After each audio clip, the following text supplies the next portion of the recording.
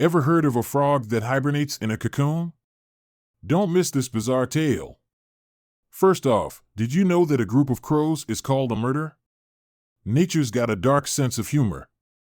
And here's a quirky fact: armadillos nearly always give birth to identical quadruplets. Talk about family resemblance. In the realm of the unexpected, there's a mushroom that's bioluminescent. It glows in the dark. And now, back to our frog. It's the Australian water-holding frog, surviving dry spells in a self-made cocoon.